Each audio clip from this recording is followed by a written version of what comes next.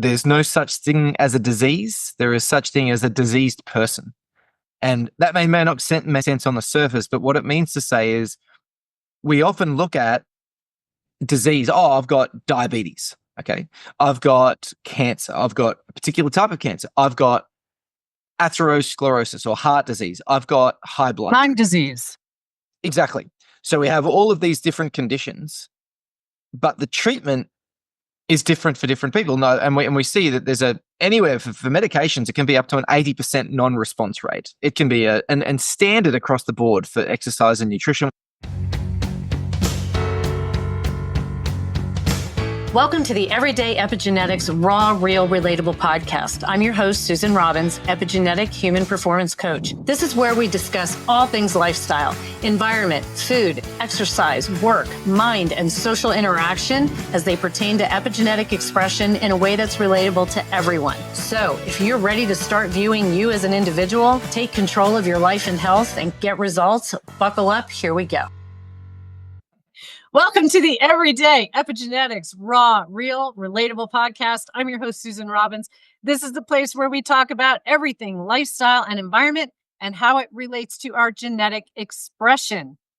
Today is going to be a fantastic one. Buckle up. I have one of my favorite returning guests here. It is my friend, mentor, and legend himself, Dr. Cam McDonald. Cam is the CEO of Precision Health Alliance and the VP of Shea Wellness. This is the AI-based platform I use, PH360, that you all hear me talk about every single podcast. Cam is an exercise physiologist, a dietitian, PhD scholar in nutrition and exercise in preventing chronic disease. He's an international leader in the application of personalized health and epigenetics. And his focus is to educate individuals on how the whole environment impacts physical, mental health, and disease. Today, we are going to talk about biohacking.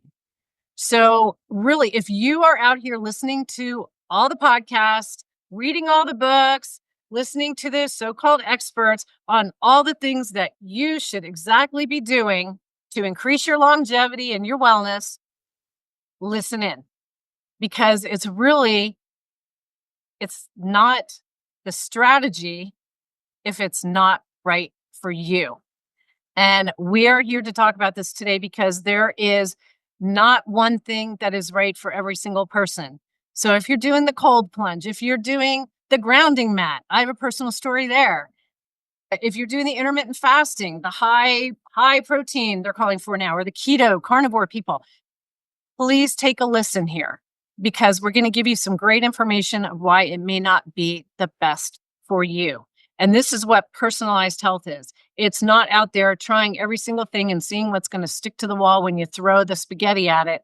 But what is it that's going to save you the time, the energy, and potentially detrimental effects by trying a whole bunch of stuff that's not right for you? It's all about what is the right things that optimize your body, get our genes to express the way we want them to, dial down the crap, dial up the good stuff. So without further ado, Cam McDonald, the only person I've ever let call me Suzanne for an extended period of time, like 2 years. But here we are. Welcome back. Here we are. You're incredibly generous and very giving to allow me to get away with that for such a long time. Yeah, very good. and it was funny because it was on a conference call, and it was Krista Collins said, like, I didn't know your name was Suzanne. I said, oh, I just haven't said anything. You were like, I have no idea. That's very funny. That's very funny. It's so great to have you back because you are just everybody loves to listen to you. I had another new client last week say, I just can't get enough of Cam McDonald and your podcast. Like, I just can't get enough. So she's been all over the internet looking for where you're speaking. And I hear that from people because you're just so engaging, but you make these topics that are so science-based, so relatable to the everyday person that doesn't want to sit there and look up every term to try to figure out what's happening. And you are the king of personalized health. So yeah, I'm just so grateful that you agreed to come back again. And let's talk biohacking. Let's jump into it. Absolutely. And I think we were talking offline just before this. Firstly, it's wonderful to be back, Susan. And we were talking offline about, obviously the things that we were going to discuss today or what we might talk about today. And lots of different little things come up all of the time about, is this right for me? Is this wrong for me? And there's this really wonderful principle. I believe it's Seneca who is a quote, and you talk about, precision health royalty, or really Dr. Alberto Garoli is my leading mentor and really the lead scientist in this space. And he always quotes this one of saying, there's no such thing as a disease. There is such thing as a diseased person.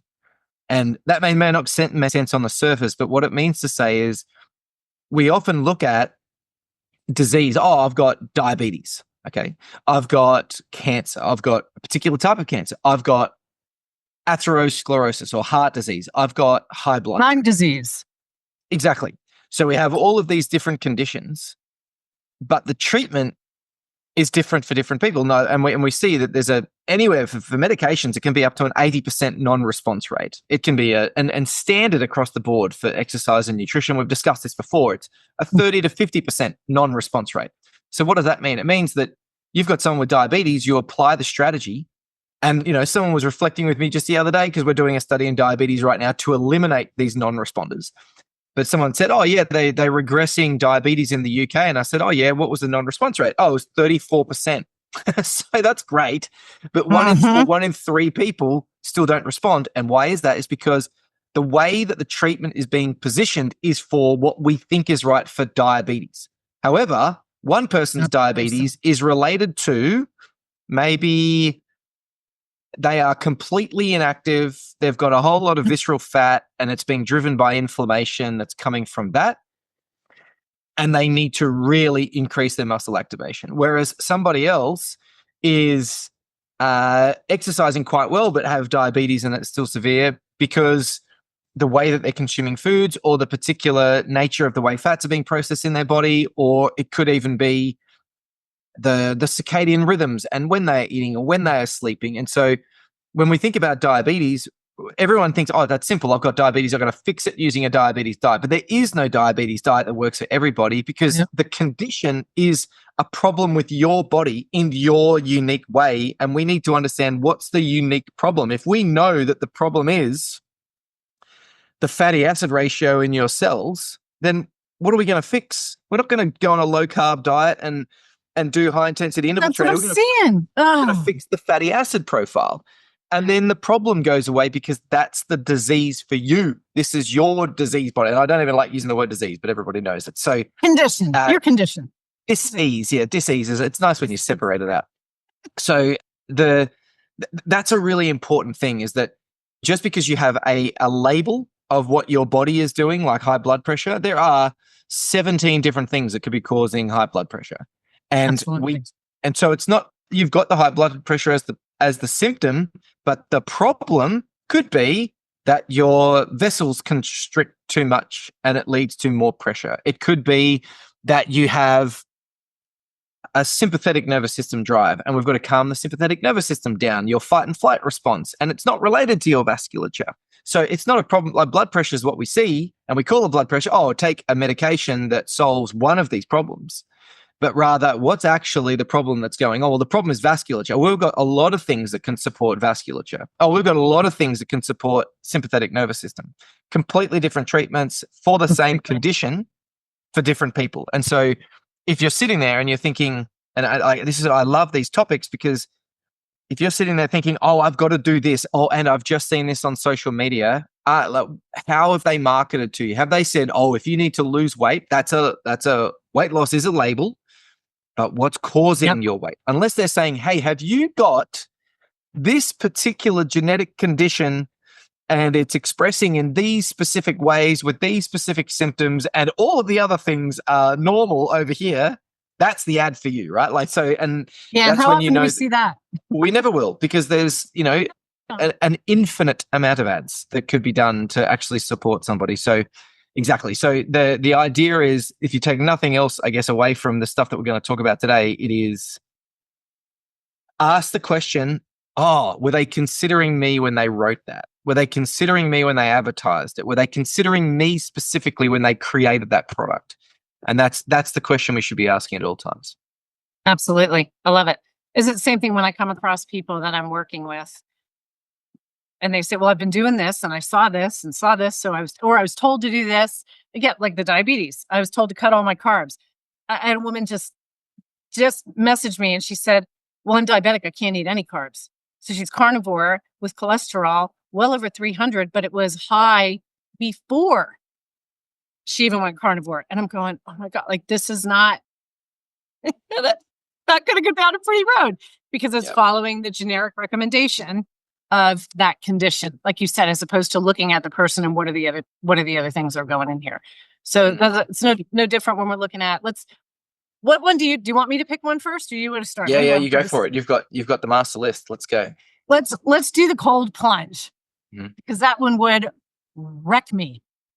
Yeah, very good. Okay, so let's talk cold plunge for a moment. So why are we doing the cold plunge? So it's the first thing is like, why do people even talk about doing this in the first place? They talk about immune regulation, they talk about attention, and in some cases they talk about it in recovery.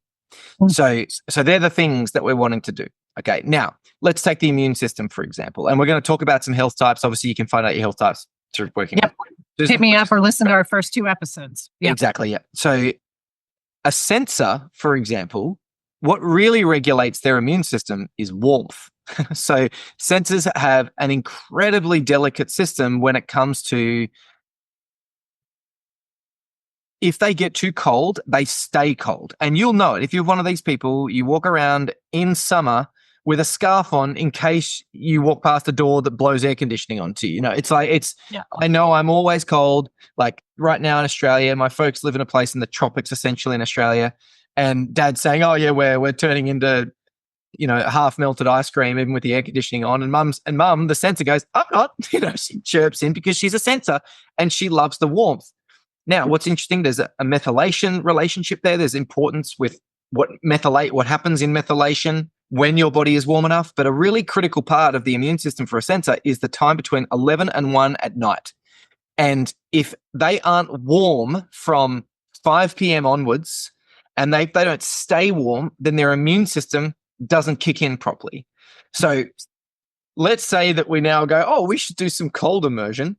And we do it at night. Oh, I didn't have time in the morning. I do it at night. The body temperature drops significantly and they may not get warm back up again. This is the problem. So the whole point of cold immersion is that you get cold and then you bounce back. Yep. Now, some individuals don't have the thyroid. They don't have the musculoskeletal or the insulation. They don't have enough metabolic machinery bits within their body to mount the warmth response. And so they stay cold. And this is diabolical for a sensor. Just ask a sensor how they feel about feeling cold. And it's awful. And the recommendations are for them to stay warm all day long. Okay. So if you were a sensor and you were going to do a cold immersion, the strategy would be to do some exercise first where you are very warm. You have a short stint of cold if you were going to do it. But I would recommend that it be a lot warmer than normal and a lot warmer than the 4 degrees. And this is because the shock, and this is where we need to come into the stress response. The shock can be so great that it can drain and waste your adrenals that your body has had to manage this cold with, and that can make you very, very tired. It can put you into a overly parasympathetic state, which makes you incredibly tired and not want to do anything. So you actually have to be really careful of that. Whereas if you take an activator or a connector, they've got this incredible capacity in some cases, not everybody, but in some cases. Exactly. I'm the total opposite.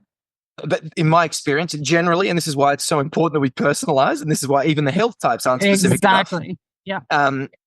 Generally, we see that those bodies were designed for desert-like weather. So it's hot and then it's cold. It's hot, then it's cold, and it's dry as well. And we see it like the predominant population in Dubai, Saudi Arabia is activator and connector. They are designed for even positively ionized hot winds from the desert that's dry, but it's cold at night. So when they jump into an extreme, they've got the steroidal capacity to compensate and then drive a warmth response off the back of it. Guardians have enough insulation where they don't feel the cold as much. They're protected by their fat tissue.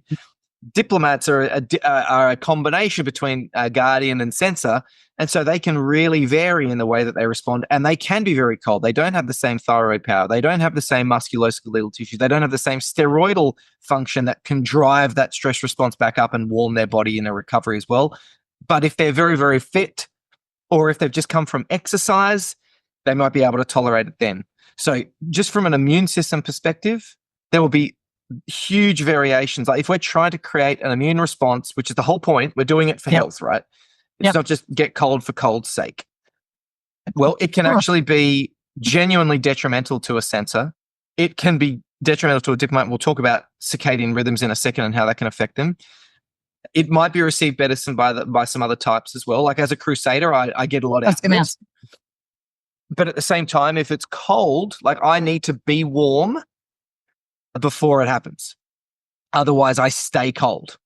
And that's a real problem. And then I have to sit in a shower to warm back up to actually be able to function again, because the cold becomes a distraction. And if we're doing it for attention, well, this is the thing, and this is where it's really interesting around sleep as well.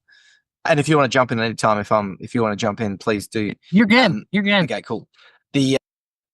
When it comes to the attention, which is a big part of it, is let's get it increases your dopamine by 2.5 times more than coffee, for example. Fantastic. So if we're doing cold immersion at night, your dopamine natural cycles rise in the morning, and then they should be dropping at night, because you should be using your methylation pathways less at night. And we should be trying to lower our blood pressure at night, because the natural circadian rhythm is such that those two things are under more strain at that time. We want our blood pressure to be lower because it will naturally rise. We want our dopamine and noradrenaline production to be lower at those times, generally crusader sensors, activators, because otherwise they can go too high and it can drain them the next day. And now all of a sudden we've got this cold immersion. We've got all of this strain being put on our blood pressure, on our neurotransmitter production, and it drains us. Not just that, but our natural body temperature should be going up just before bed, and then it should be dropping throughout the evening. And if you do cold water immersion just before bed, your body temperature will be going up and up and up, and you may then miss that window and get out of rhythm with your sleep where it should be naturally coming down. And when it comes to circadian rhythms and health and well-being of our body temperature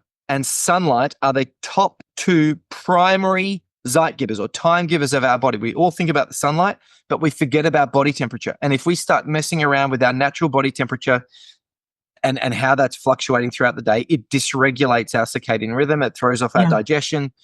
But then I've seen some studies as well, but it's in athletes, so it's generally going to be left side of the circle, activators, crusaders, sensors generally. And if they do exercise and then cold water immersion as a recovery, it doesn't seem to affect their sleep too much. But I would say it's because they're warming themselves right up, and then they're cooling themselves down, and they're getting back to normal again. But I haven't seen studies of I'm just going to have a cold water bath and then try and go to bed. And so to say that, and it doesn't make any sense scientifically either. It doesn't even sound good to be cold before. Now I turn my heat off at night. I mean, I woke up, it was so cold. I think it was last week or the week before. My morning was 56 degrees in here in the morning. I sleep under fleece sheets, but I have to have the room ice cold, but yet I'm always cold. So it's funny how you're talking about the warm cold and the desert climate. Totally resonated with me, because I want to be out in the sun all day. I want the warmth. I hate being cold. But at night, people think I'm crazy. Like I put the AC on. It's January, I put the AC on to 67. Yeah. It's like drop it down, get into my fleece sheets. And then I come out in the morning. It's like coming out of my cocoon, but it's my face. Everything's nice and cold. But the thought of getting into a cold bath before bed is that, and I have Raynaud's. I'll never warm up. Like my fingers and that's toes the condition. go numb. That's totally. But I can't. Like hats off to any activator, anybody that could cold plunge at night and go to sleep, because that just sounds brutal.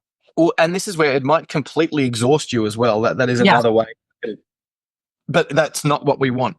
Yeah. for the body. And so another thing to consider, and I've seen this a number of times now, for diplomats that do a cold water immersion in the morning, unless, and I've seen there's a few influencers that do this, but normally it's right after a workout, they've gone really, really hard, and then they're coming to cool down. So they're coming from high body temperature. But what we know, what I've seen is that when diplomats do a cold water immersion in the morning, they are flatlined by the afternoon. And this is because all of their dopamine and noradrenaline, which is being produced, is much higher in the morning than it normally would be based on their normal circadian rhythms being night owls.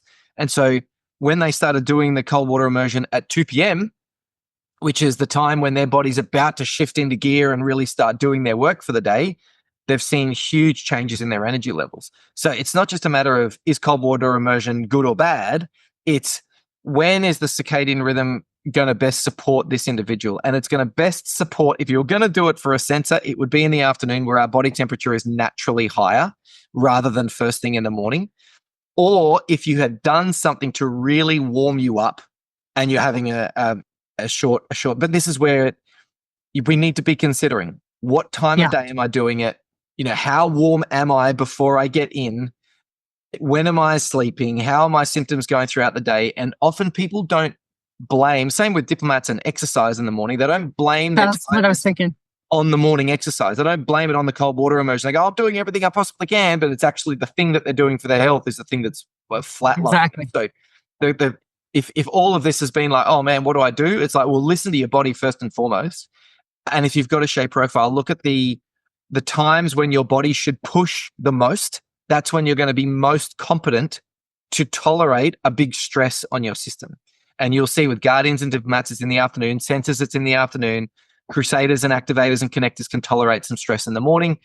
And this is what we're seeing as well with cold water. So it's so, like, all of the purported benefits, there's always non-responders. There's always people that say, I'll never sign up to that study because I don't want to be cold, and we don't get data on them as a result of that. So please know that it's not a cure-all, and you've got to be considering it could actually be the thing that's robbing you of your energy, or the thing that's keeping you cold and distracted. And that, it's not saying a cold water immersion is bad. There's some incredible benefits for it. But let's actually think about, is this right for me? Is this doing the thing that I actually want for me? Because there's always truth in every single fad. There's always truth, but it's a truth for certain people, not for everybody. Yeah. And what about if say you have someone who their sympathetic system is in overdrive?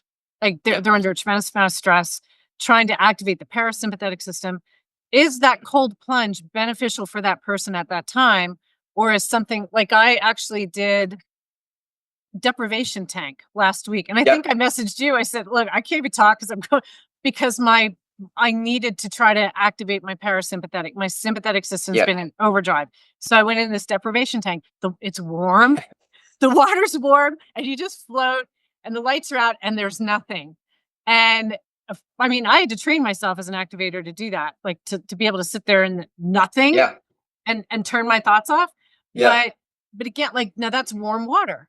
That was nice to me. I needed that. Now, how would that work? Say being someone's super stressed, because I had an activator client like this, and she was cold plunging first thing in the morning and her stress was through the roof.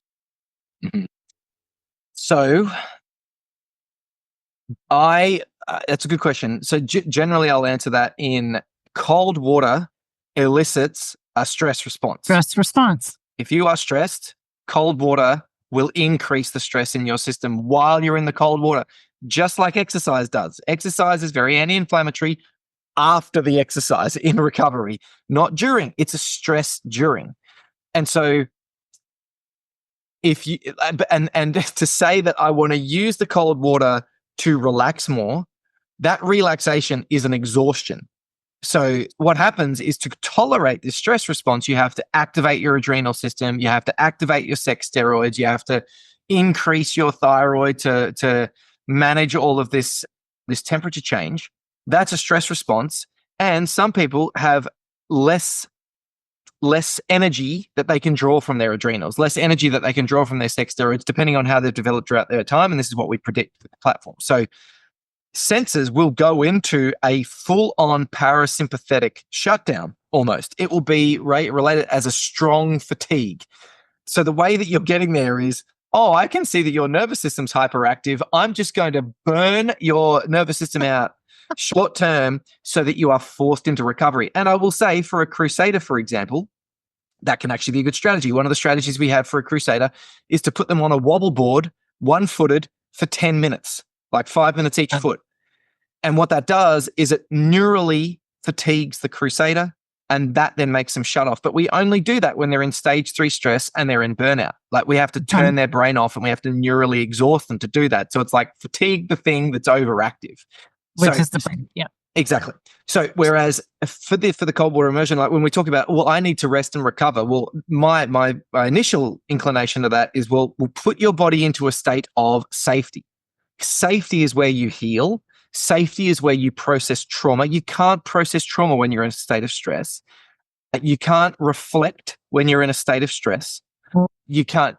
All of these things require the sensation of safety. Cold water is a life threat. So warmth is a safety. Calm is a safety.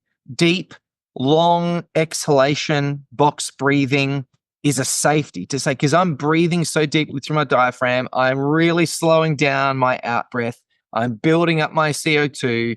I am in an environment where I can be lying on my back supine, turns your adrenals off.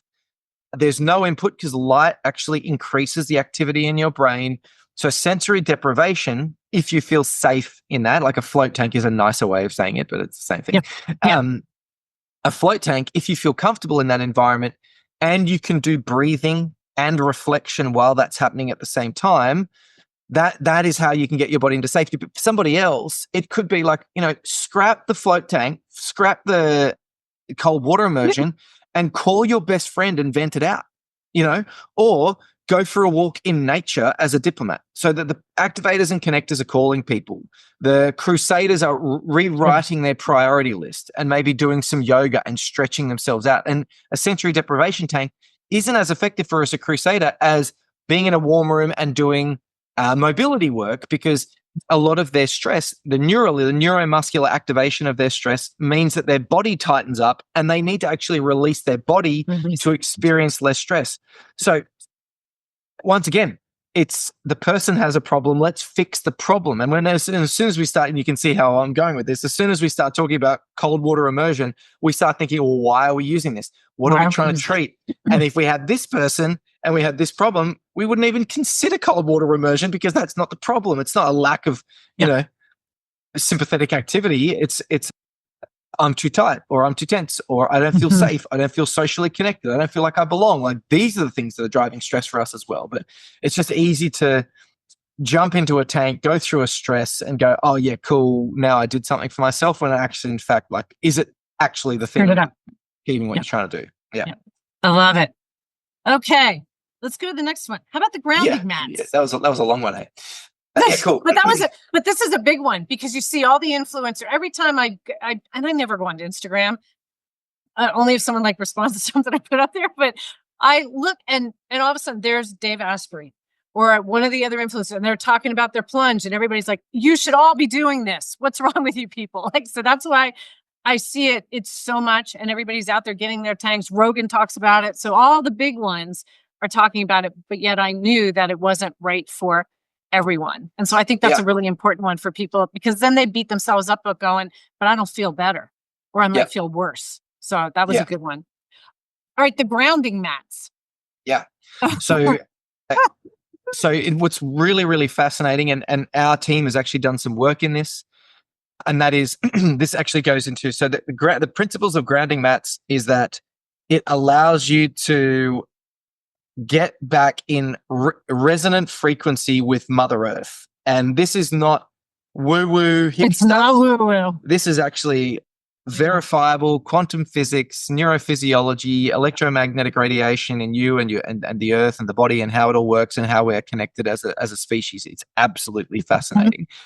And so what's really interesting is that I'll just talk a little bit of quantum science, because I think for anyone who's really nerdy, it's interesting. There's this principle called entanglement. essentially everything that you can perceive, and I'm not going to go into the details of this, but everything that you can perceive is a frequency. And so down to the table that this computer's on, it's got a particular frequency that it has to be at in order to represent a table with the material that it does. Now, different bodies have different frequencies, different organs have different frequencies, and a different frequency will create a different shape. So if you ever look at like what music does to patterns in when it moves stuff, it shows that different music creates a different shape. And we know that there's a frequency that governs your body and the way that it develops, and that actually determines a lot of the way that it goes in and out of shape. So, and how that shape is different to other people. Now, what's also interesting about that is that we've got lots of different brainwave frequencies going on in our brain. And there is a particular frequency that is the frequency of Earth. Okay. And it's at a particular wavelength.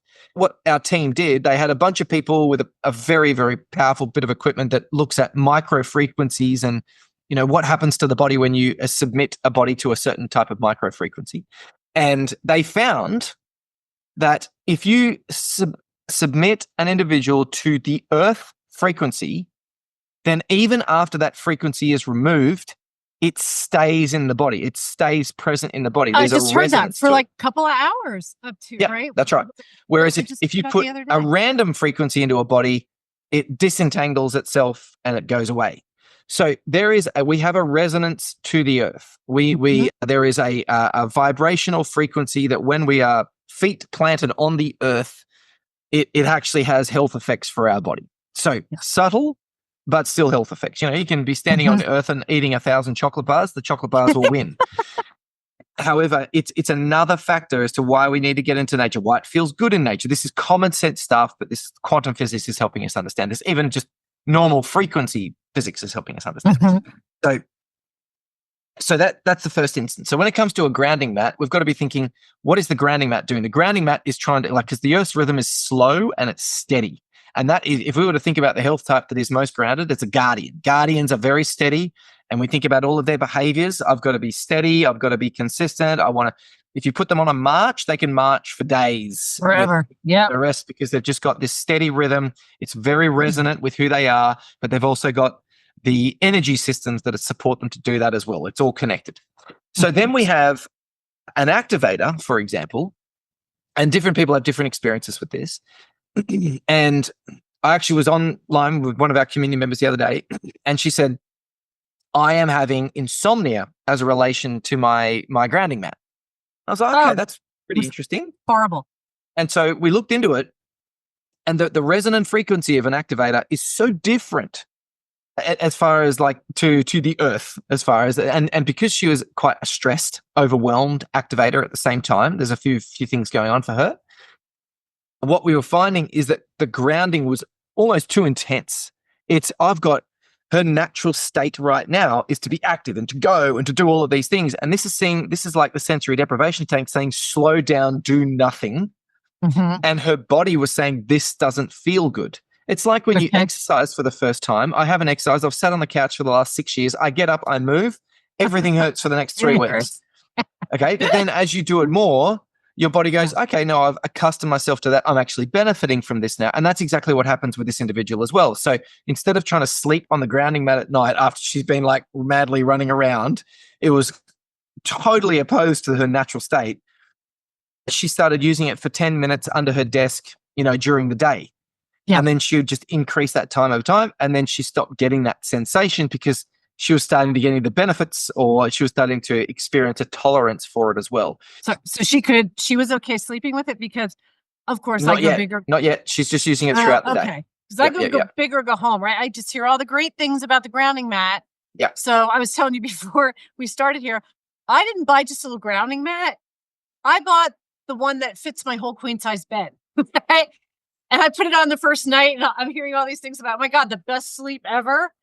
And I've been under a lot of stress and with an injury too. And I woke up, got to bed about 10:30, 11 o'clock. I woke up not even 2 hours later. My heart was racing. I felt so anxious. I'm like, what the hell? I was shaking. I almost panicked. Like, what the heck is this? And I thought, it can't be the mat, but I unplugged it anyway. And I didn't have it happen again that night. Well, last week, so then I got to where I would do my journaling and everything in bed. So I would do maybe 10 minutes at a time. Never had a problem, but it worked better for me in the morning. If I did it, I didn't have an issue. But at night, if I did a little bit, I was okay. So I put it on the one morning to do my meditation and my red light, and no issue. Well, I forgot to unplug it, but I didn't think about it. That week, I'm watching, like, I'm looking, my sleep is disrupted. I'm moving all night. My heart rate went up. I'm typically about a 50 to 52 resting heart rate, just depending in altitude here. Sea level, it goes lower. But so I'm watching my heart rate. I'm like, why the hell am I up at a 58? It's got to be this back pain that's aggravating me. Like, I couldn't figure it out.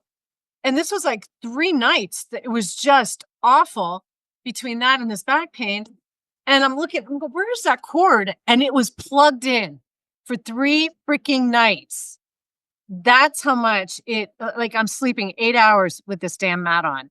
Yeah. It jacked me. And then I saw you talk about this on Clinical Hours. That's why I wanted to bring this up, because I have another client that was telling me, and she's a Diplo, that this grounding mat is fantastic. Yes, she had exactly. to work her way up, but it was much more resonant with the frequency of a guardian. But at the same oh my time, God, I was on a call just before this, and the activator's using their grounding mat at night, loving it. So this is where tolerance matters over time. But like all of these great things, like notice how your body responds, and if you're thinking about if I'm wanting to ground, like, and it's really that important, what is grounding? Grounding is, it's having a frequency that's matching that of the earth. Okay. The second part of it is I'm trying to relax and I'm trying to calm and I'm trying to do various things like that. Food can do that. If you eat and chew food, it creates a grounding-like effect in your rhythm, in your system as well. But we don't want them to eat all of the time. We want them to be ungrounded at times so that you can go and do your thing and you can run around and be active. And then we want you to ground again. So even thinking about the way that you might use it in small bursts. But then as you become more tolerant, and if you're finding that there's a benefit for sleep, but once again, people will say, oh, definitely improve your sleep, definitely improve this. Well, if I was working with an activator and I was saying, let's improve your sleep, I would say, okay, let's make sure that you are exercising yourself appropriately each day. Let's make sure that you are eating regularly throughout the day, because those two things have a stronger circadian rhythm effect and then will support better sleep than just trying to ground, which may not actually get your body into the right rhythm. Sleep is so much related to circadian rhythms and prioritizing sleep and when you do it and how consistently you do it as well. And then I would say, man, like most of us, if we walk outside our door and we find a blade of grass, you can go and actually do a proper thing where you get some sun, where you can ground yourself at the same time in nature, or spend some time in it. Like we are so disconnected from it. And once again, Diplomats Guardians will be hypersensitive to a lack of that. So yes. So again, not a cure-all, and our resonant frequency, the one that we have individually for us, and depending on the state of our life right now and the amount of stress that we're in and how well, some people don't want to come out of stress because it's too scary to start looking at, oh, I haven't managed that well, and I haven't managed that well. It's just easier to stay in stress, like a relationship where it's just easier to brush it under the rug and just keep moving forward. But then as soon as you really have to face it, things get bad. So sometimes it's attractive to stay stressed, and that is a protective mechanism that you have within your system to stay stressed. And so when something tries to ground you and put you into a reflective space or a calmer space, that can be really threatening for your body, for example. So it's a lot more than just plug a thing in, turn it on and be happy. Let's actually look at the other factors that are in play with the effect that you're trying to create. Thank you. Okay. So we mentioned food. Let's go to the next one. Everybody should be intermittent fasting.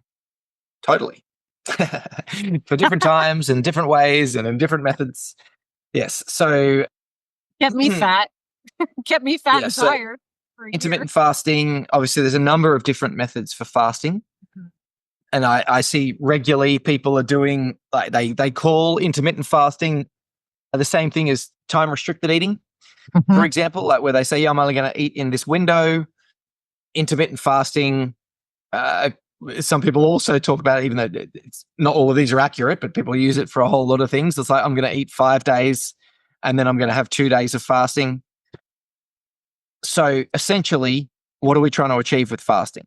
We're trying to achieve, if you look at weight loss, trying to achieve weight loss. Increase longevity because they Exactly. say caloric restriction. We're looking for autophagy and death of the less effective Zombie cells. We're looking for immune function, which is essentially related to that autophagic activity as well, where the immune system actually picks up, oh, that's a bad cell, we should do something with it. So, okay, is it immune system? Is it cell repair? Is it whatever we might do? Now, are there other things that cause that? Absolutely, yes. Like exercise leads to autophagy. It also leads to immune function. It also can support with weight loss. Having extra fat tissue on that's destructive, is that bad? Absolutely. Is intermittent fasting the only way to achieve it? No. But once again, it's a very simple strategy. So when we look at the different health types, these are the common traits that I see. Activators, often I find many of them, when I meet them, are very happy doing their 2 meals per day. They're leaner than they have been ever in many cases. And not just present company, but there's been many that I've spoken to like this. But there's some sort of burnout in their life. They are trading off fat tissue with burnout because activators have an adrenal system that requires rest regularly, like every 2 to 3 hours. Otherwise, they get into the space of coping the whole time and cortisol release. But because they're under calorie, they might be doing some exercise at the same time. They'll be preserving their muscle tissue out of necessity, and they'll be losing some fat tissue, but they'll just be getting tired and wasted, and it eventually blows up at some point. And what we find is when they have 6 meals per day, their energy returns. They might actually hold a little bit more fat tissue, but it's healthy fat tissue. It's not out of place. It's sitting in the right space in the right way. But I've also seen, significant weight loss as a result of going to 6 meals per day. I lost 11 pounds stopping the intermittent fasting. That's right. Yeah. So, and this is where an activator maybe towards Crusader are a lot leaner versus an activator and a connector. And this is where the individual variations happen again. Yeah. So activators, Crusaders, and sensors are meant to eat regularly throughout the day for different reasons. Crusaders need it for brain function. Sensors need it to actually maintain so that they don't waste away. They're very catabolic. They break down very easily. And so they actually need input from carbohydrates, fats, and proteins regularly throughout the day to hold on to the little mass that they have. Crusaders, generally, if they put their mind to it, can do anything, and they can convince their body that intermittent fasting is good, and then they can just drive through it. But then we see the difference is a flow versus a push. When Crusaders are a little bit low on energy or haven't fueled appropriately, there's I can push through, I'll caffeinate, I'll sympathetic my way through this, I'll fight and flight my way through it, as opposed to I'll flow through this. And there's a subtle difference that I seem to find when they drop caffeine and they have more meals. Yep. Whereas a Guardian and a Diplomat, it's actually in their profile that they can do time restricted eating. Their window, like for Diplomats, is 12 to 6, 12 to 7. Yeah. So 7 hour, and they're getting to eat to 8 if they're having a smaller meal. Guardians, again, they're doing like maybe a 7 a.m. to a 1 p.m. window, and then they have a very, very light dinner. And that's hugely beneficial for them as well. So, but then if we were to look at the other version of fasting where it's not just time restricted eating, we go to, like, let's say we go straight up fasting. Sensors can last about a meal or a day on a fast. And if they do more, they can do more if they're incredibly meditative and sitting on top of a mountain. But if they're dealing with daily life, it's incredibly stressful for them. Crusaders are looking at a couple of days of proper fasting. Activators, 4 days. Connectors, 8 days. Guardians, 16. Diplomats can go for a long period of time. Guardians can go for a long period of time too. But once you've gone to a certain point, sensors turn their cells over so quickly that they don't need to do much longer than a day to kind of, okay, good, I'm back. Crusader's a bit slower once again, and as you can see. So are there damaging effects of Fasting, yes, there are people that would put into a greater state of stress. Every time, if you're underfed, your body Increases has to cortisol. release cortisol to break down muscle tissue to provide fuel for the brain and the body. And you will break down fat tissue as well, but you will break down muscle. And this is why exercise, you can be under calorie a little bit and still gain muscle. But if you start getting too low, you'll preserve what you've got for safety reasons. And then it's still not ideal. It'll just drain you. You'll be very low on energy. Whereas a guardian, if they are overeating, if they're eating too frequently, and this is why it's so prolific in weight loss, because the bodies that need the intermittent fasting the most are also the ones that are designed for it. Like this is where guardians actually do well with a shorter eating window. They do well with lower calorie consumption for a period of time. And so if you were going to employ intermittent fasting, generally, I would consider it for anybody if they're holding lots of visceral fat. I would consider it as a strategy potentially for a short period of time. However, we're saying that food is the only thing, and food timing is the only thing that really drives a body's health, which is incorrect. So, when are you sleeping? Because we know that if you're not sleeping enough, you're going to lose muscle and you're going to gain fat, and you're not going to lose as much weight, for example. Versus if you are sleeping well, all of those things change. So what's the goal here? Normally it's weight loss. Normally it's regulation of their body fat and diabetes, I should say, blood sugar levels. But then to the longevity argument as well, that the markers for longevity and the ones that are very, very important is blood pressure, essentially, and the balance of your vagus nerve. And there's a couple of things that you can look at here. There's, when you look at the blood pressure within your system, there are so many factors that will change the nature of your blood pressure. This is a huge one. It's one of the most common conditions around. It can be the foods that you're consuming, the timing of those foods. And if somebody has not eaten enough food, it can raise their blood pressure. For other people, it can drop their blood pressure and make them feel really woozy, whatever it might be. So if we're going to be regulating blood pressure over time, which is one of the most important things for our longevity, it's the clinician's measure of longevity. Okay, are you going to live long? Well, how's your blood pressure? Okay, great. Well, let's have a look at that, because the wear and tear on your artery system is one of the quickest ways for us to die. So are you moving? Are you sleeping? Are you eating food in the right way at the right time? And are you putting yourself into undue stress because you're not doing any of those things? Are you in a physical environment that makes you feel calm and safe as well? Because some people can declutter their house and all of a sudden their blood pressure drops because their stress is down. Some people might, clear up their space, put some symbolic things that really mean a lot to them, make it look really visual. And they go, all of a sudden this place is much nicer. I'm now feeling better. That's a physical environment. That's going to reduce blood pressure as well. Get out into nature, the same thing. We see blood pressure reductions. We see immune system increases when you go out into nature, and with all of those other things that I mentioned. And then the other component is dorsal vagal, ventral vagal, sympathetic activity. And this is a whole other topic in and of itself. Very, very simply, you know that someone is in a stressed, shut down state, which is dorsal vagal, when their facial expression doesn't do much. So, yeah, that's right. And also their tone of voice is higher and more panicked.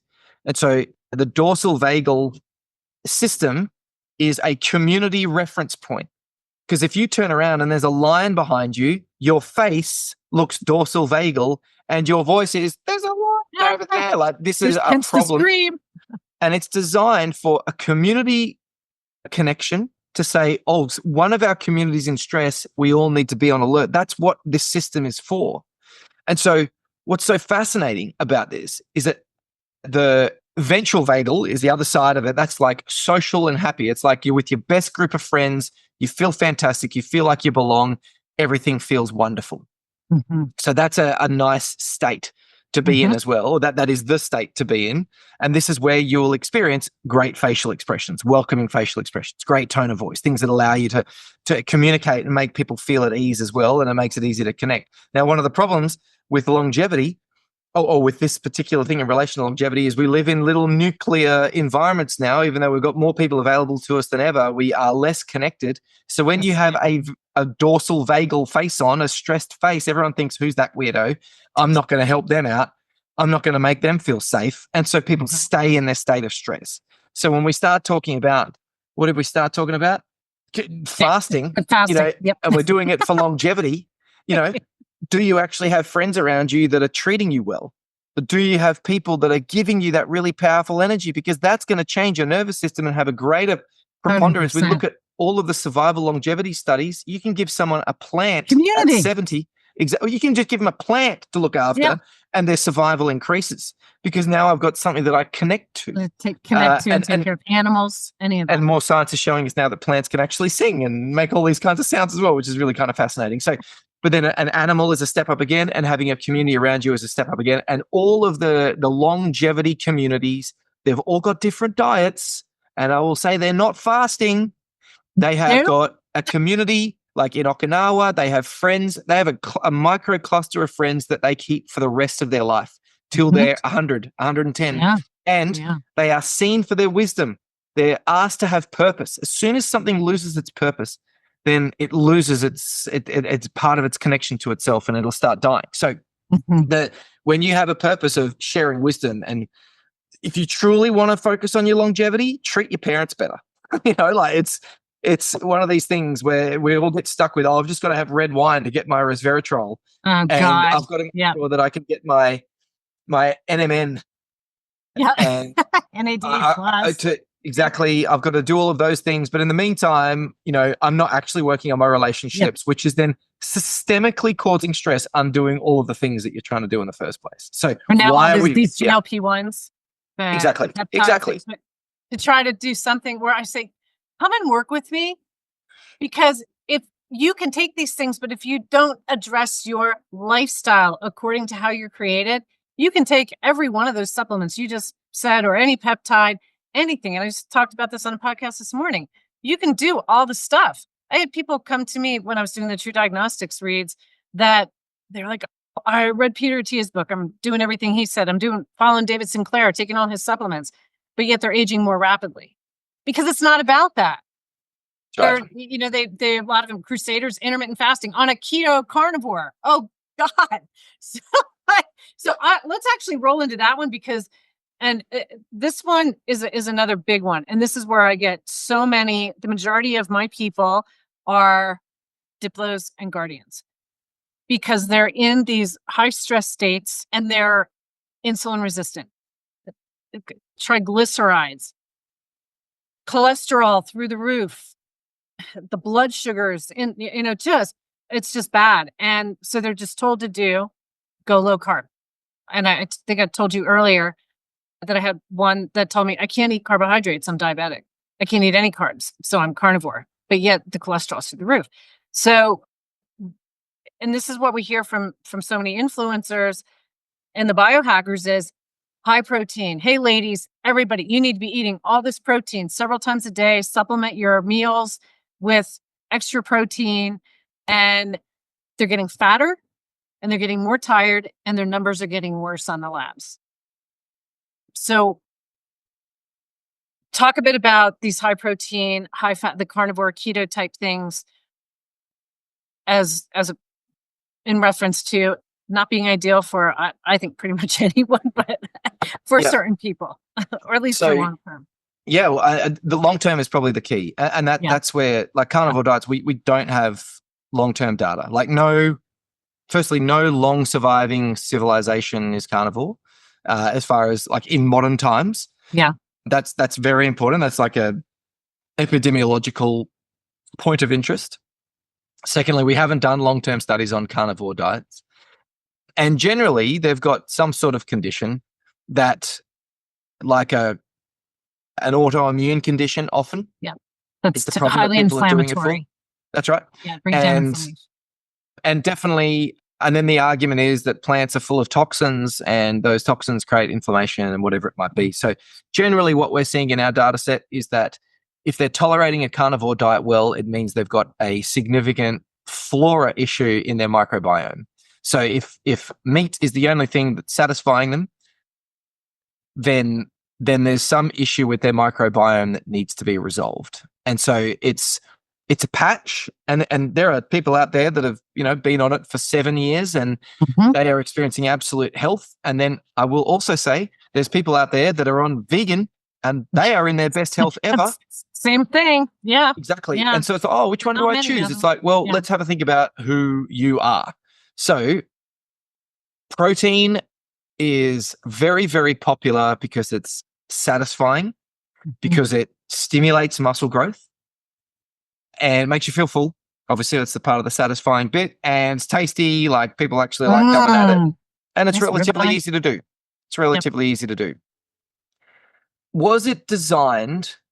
What did we go to protein because, this is what we need to fix a condition? No, most of it came from, we want to get weight off. What's the way that we can get less calories in but feel satisfied? So the issue they're trying to solve is weight, not diabetes, not cholesterol levels, not all those things. Because you can have someone who's lean with very high cholesterol levels. Like, it's not a weight dependent thing. And we see this. We see people who have followed a particular diet for a long period of time, low carb eating or whatever it might be. They drop their weight, but then their metabolism is still not normalized because protein takes an incredible amount of time and effort in the liver to process. It obviously produces, urea is the one of the waste products from it. Now, if that pathway in the liver isn't working correctly, this is where gout can be exacerbated, for example, and other things like that. So if you've got a predisposition for gout, generally there's a reduction in protein as a result of that, and other specific foods as well that support it. There are, let's say that we have, and then we have a body that's generally bigger, so a guardian body or a diplomat body, but let's say guardians, for example. Every time that you have protein, you also release insulin, because protein stimulates insulin. This is important. It's not just carbohydrates. This is one of the reasons that it controls blood sugar levels. It's not because it's this incredible magical thing that changes the way sugars work. It does in a way in that it just punches more insulin out of the pancreas. Now, your pancreas only has a certain amount of effort in it before it starts clapping out. And this is essentially what happens in type 2 diabetes. Yep. What we're aiming for with diabetes is to reduce the amount that the pancreas is required to regulate blood sugar levels. We don't want as much insulin coming out. Insulin is a growth factor as well. So if you're eating lots of protein, you're releasing lots of growth factors. And if your calories aren't just right, or there's some other stress in your body, you're now being exposed to more insulin. And that could then be one of the reasons. It's not always the reason, but it could be one of the reasons that things aren't changing the way that you would like them to.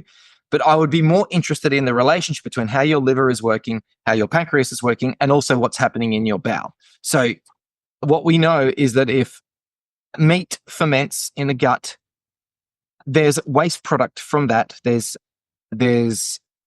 endoluria, which is these particular compounds that come from meat that's digesting and fermenting in the gut, can actually create a whole host of problems and symptom issues as well.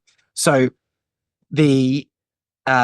is just eating meat the solution? No, because there's people eating plants living a great life. Now, are there people that eat plants and go really bad? Yes.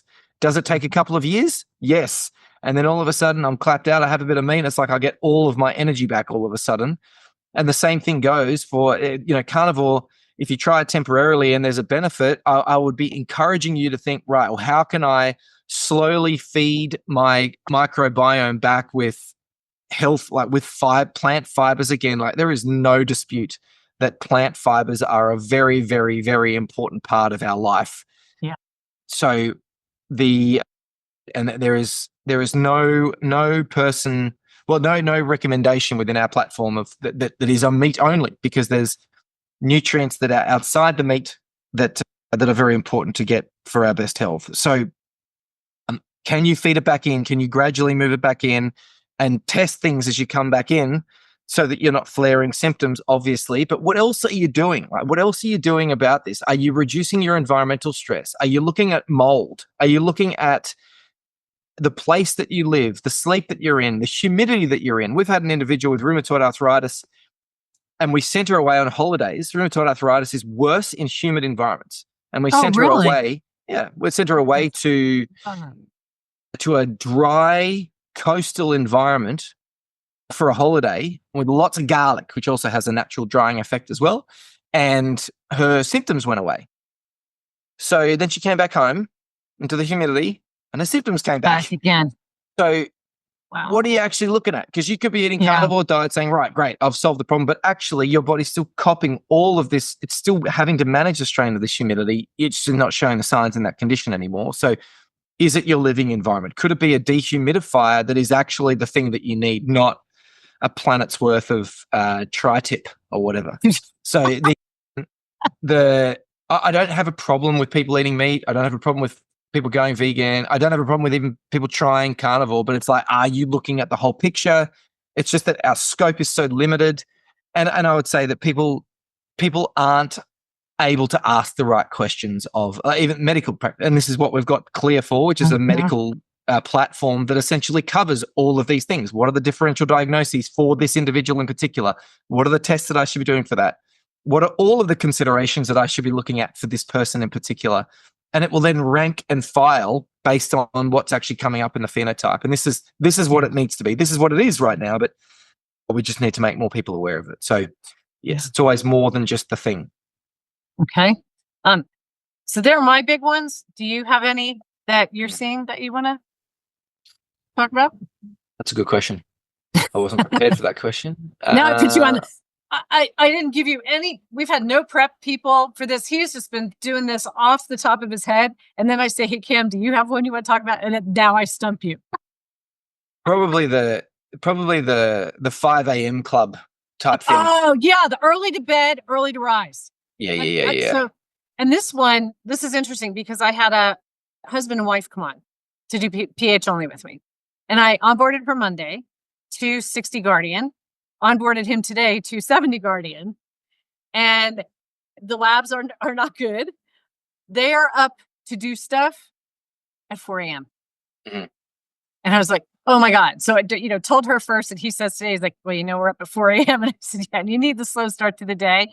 And he said, we just thought, get things done so then you can have a more relaxed day, but then you're tanked. Now you know why. So this is a big one. Not everybody is meant to be early to bed, early to rise. It doesn't make everybody healthy, wealthy, and wise, right? Yeah, that's exactly right. This is a huge game changer. Yeah, and probably this is more just, if you've listened to the other episodes, you'll get this immediately. Yeah. But for those who haven't, the circadian rhythms are really, really important. And circadian rhythms relate to when you can experience activity and when your body should rest. It's not so much about, it is about a little bit about when you should sleep, but it's more about when should I stress, when should I recover? And sleep is just a really good recovery agent. Mm-hmm. Then activity throughout the day, but food is a recovery agent. Meditation is a recovery agent. Venting to a friend is a recovery agent. Having time in nature is a recovery agent. Whereas stress is doing work, doing productive work, doing exercise, dealing with a relationship, whatever it might be. So when we look at tolerance of stress, and that is, let's say that someone wakes you up in the middle of the night and say, hey, let's go for a 2-hour run. And you go, I'm sleeping, I want to recover, you're an idiot. It's not even a question. It's like, my body's not going to feel good. And if you did go for a run at that time, you would miss all of this great recovery that you would get from your sleep. You would feel absolutely wiped out the next day. And that's because at night, your body doesn't tolerate stress as well as it does during the day. And fortunately, most of us have got this, and we sleep during the night because that's when our body should sleep. So we then have different times throughout the day, different rhythms and cycles. And as a species, after about 11 o'clock till about 5 p.m., so 11 a.m. to 5 p.m. during the day, our body can tolerate a lot of stress generally. That's when everybody in all health types can tolerate a significant amount of stress, between 11 to 5. However, if you take a night owls don't have to wake up late, but they just need to be, they don't tolerate stress as well in the morning. So if you stress an individual who's a night owl in the morning, what we'll see is their cortisol levels go up and they stay up for a long time, like an hour, 2 hours, 3 hours. And it can actually dysregulate your blood sugar levels for 4 hours if you're doing high intensity interval training in the morning and you're a night owl. it can actually have an effect for the next 4 hours. Whereas an early bird does exactly the same thing. They wake up, they do that same stressful activity, their cortisol rises for 15 minutes and then goes back to baseline. So what do we do with that? Well, the idea is, okay, when will my body tolerate stress? And what's so fascinating is when you take a night owl and you get them to lie in a little bit, or you get them to have a nice slow morning, they get 3 to 4 hours of energy back in their day at the end of the day. Whereas before, they're normally exhausted by 12. Whereas if you get an early bird and you give them a really slow, sluggish start, they get my day's tanked. It's like the day's the worst thing that could have happened. It totally is. So that's very, very important as well. And in that, we need to use energy when our body's designed to use it. We're meant to rest when we're designed to rest. And so for the 5 a.m. clockers or 4 a.m.ers, particularly for diplomats and guardians, this is a time when your digestive system is regulating itself. And the digestive system is one of the most important. It is the key function for a diplomat and one of the very, very key functions for a guardian. And it really disrupts their water balance, how well they digest, how well their gut recovers, because they're waking up too early. But then you'll see someone like Mark Wahlberg, who's more like an activator connector, digestive system, and he's always saying, I get up at 2:30 or 3 a.m. or whatever it might be. It's not as sensitive for the active body. They have quicker turnover of that system. It's not as reliant upon that system. But and he's a pretty extreme example as well. Yeah. So this is where we get our reference point from. It's like, oh, these guys who are really famous get up at 3 a.m. in the morning. Even The Rock is probably a bit of an anomaly in that he wakes up at his 4 o'clock or whatever and does his workout. And I'll say that if you are hyper well conditioned, you can tolerate stress better, regardless of what time it is. However, I've seen many individuals like The Rock that if they change their training time, hyper fit individuals, they change their training time to match when their body really resonates with it, they immediately start getting better results. They start looking better. They lift heavier, all of those types of things. So I would be interested to know the inner workings of The Rock's preferences there. So all of this to say that some people, it will stress you out way, way more, even if you're mentally stressing in the morning versus if you have a nice calm morning. Now, the other thing is if you must get up at 4 and you are a night owl, then if you're going to wake up, you've got to be doing activities that are partly meditative, like deleting emails or quick responses to emails or going for a nice meditative walk. You are not meant to be up running around, because not only the disruption to stress, but that cortisol rise will degrade your tendons and ligaments, your collagen.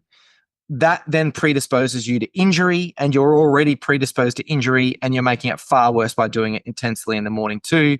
Plus, there is going to be a lack of prolactin that is released, and prolactin is recovering your nervous system. So there can be myelin sheath issues with that. There can be memory loss and mental conditions that come from that too. So it's not just, oh, I'm waking up at 4 to make the most of the day. Actually, you are shortchanging yourself on all of the stuff that you've got to do to recover and repair yourself. And you're adding in 2 to 3 times the stress levels, which then degrade all of those things that you then haven't been able to recover. So please know what your rhythm is, and please abide by your body's rhythms. They may not align with society, but they will allow you to live longer. So, and we know that, if you disrupt your sleep for 4 days, you look pre-diabetic. Your blood show pre-diabetes. You regulate your sleep for 4 days and you don't look pre-diabetic anymore. So it is so fast how your metabolism shifts, and it goes back into the intermittent fasting as well, the importance of circadian rhythms and understanding what your natural rhythm is. This one's an interesting one. I've had my client on here twice, Eric, and I sent you his info. You built up that beautiful case study, write-up case study on him. He's now I saw a text come in as we're on here. He said 70 pounds today. So he's lost 70 pounds. Guardian. Wow. Now he's cusper of Diplo. But he hit it hard. Now, here's his issue. We have dialed, we're still tweaking some food stuff, but really dialing him in. He's now doing a lot of exercise. We increased the protein, where in the beginning it was lower because of all the metabolic issues he was having. And he'd be fine talking about this because he's super open on the air. But his issue is he works for a company in Scandinavia and he has to be working at 4 a.m. Right. So he's in bed at 8:30, which is totally off. And his metrics, so he wears his watch and everything and checks the metrics. He's not getting, never gets full recovery. And he's training harder now. And we said, it's just this rhythm it's like this last piece. Yeah. So just the more you keep that stress like lower, I said, don't have any of your early meetings or anything super stressful then. And so he has somebody that he's got them to bring on so he can do some delegating and take some stress off of him. So you find ways that when you're forced to work like that, where the couple, I said, Eric has to do it. You guys, it's a choice. Yeah. So start thinking about that choice, and which they will. So that's right. And that's probably the greatest thing. A lot of people reject the personal advice that they get because it conflicts with their life, but then they're doing it because they want their life to be better. And so, but it's like, right, well, if someone's going to pay you $1 million to make this work, could you make it work? Of course I could, but you have to keep the same job, you have to keep the same conditions.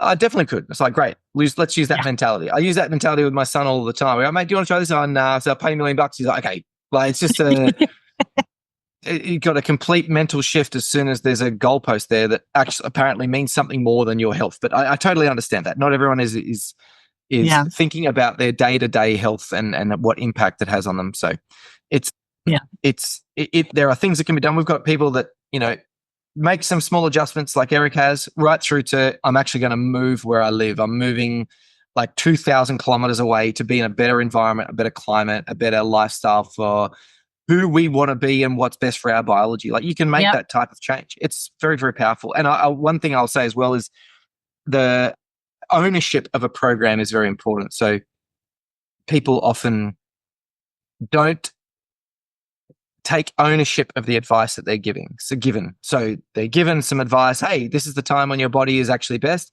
They go, Shay says, or Susan says, I have to do this. It's like, oh no, actually my body needs that. Your body is telling you. My body needs that. My body is talking to me and saying it needs something. Okay, cool. Well, do I want to listen to that? It's a very different conversation about ownership there. Yeah. All how we talk to ourselves, how we perceive things. And I'm no better. I live in altitude. My profile specifically says, see, I'm sitting here freezing. in my condo, I'm sitting here freezing. It says that I should eliminate or limit my time in altitude, wind. Well, I'm out there in it, and I've lived in it for almost 30 years. I love it here, but I'm never optimal. I go down to sea level. My HRV goes from typically in the 50s or low 60s up to almost 80. Yeah. It's the only time I ever get 100% recovery, and I'll get it within a day of being at sea level. But yet I would go crazy living in it. So I have to live with the fact that I know I can still be pretty much a beast here, but I will never be optimal. So is that okay for me to know that I'll never be quite optimal, but I'm not going to go in the wind and altitude 2 days in a row? I'm definitely going to take a down day after so that I'm not constantly taxing. But even the digital twin told me, take a weekend, a month, and go to sea level so that you can actually recover and then come back up again. Because even at a mile high, I still get taxed, which is crazy. And that's so fascinating. And they're the decisions. Like, this is the thing, we have so much choice. Like, there are places on the planet that may have what you want that are closer to sea level. But right now, the choice is where you are, and that's cool. So this is where, but if you've got the information and you're making an informed decision, that's okay. The problem is if often people don't have an informed decision and therefore, I've got a cold water immerse because I'm drained. It's like, no, you're at altitude and you haven't had enough time at sea level. And no one is blaming that, no one's thinking, oh, I'm too high. It's maybe I need another plant medicine ceremony to really understand my soul. Yeah, we don't know what we don't know until we know it. And that's the beauty of what I love about the PH360 platform is people are looking at things and seeing like, oh my gosh, this makes sense why I'm this way. But it gives you the opportunity to make these better decisions based on information that's specific to you.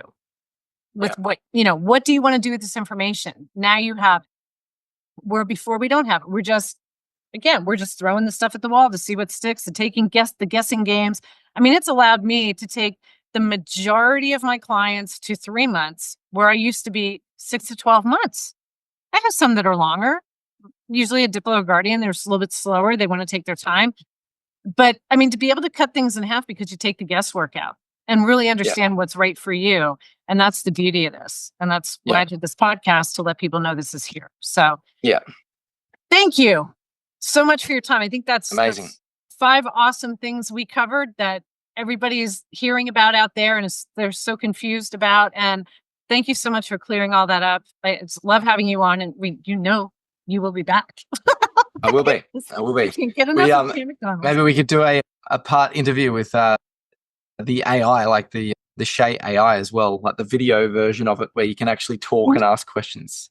That would be cool. Oh, so we could do that through the yeah. We need to do that, because that's where it was through that I found out I should go down a weekend a month to get out of this, because it kept telling me do this, and I mean all that's on my profile. I'm like, check, I'm doing it. Then finally said weekend a month, go recover. I was like, I never would have thought of that, but thank you. Now it's a reason to go somewhere. So that's awesome. And dating somebody at sea level, I'm just like, can you get me to fly me down there, please? Yeah, because you want to come and see me, or you want to recover. I'm like, well, it's kind of a combination of both. So, but yeah. I love that. That's Thank cool. you so much. And guys, if Pleasure. if this is the first time you're hearing Cam on here, please go check out episodes 1 and 2, where it's the basis of all of this and will make sense to you. The diplomat, the guardian, the activator, crusader, all these things we're talking about. And then we did another one, and I believe it was in August as well, a little more in depth with the protein and the guardians and diplomats, why the protein will tend to get reduced when their body's in a super high stress mode. Yeah. And then the sensors, why this body also how it handles stress and the things that it needs, because everybody thinks that skinny people don't have issues. They're just a whole different set of issues than other people. So thank you so much. Everybody, get out there. Thank you for listening. Please share this with someone that this might be able to help. That's why I'm doing this, to get the word out there that personalized health is not the future. It's here, it's now, and I've got it. So get out there, make it an awesome day, and be your most authentic self. Thank you for joining us.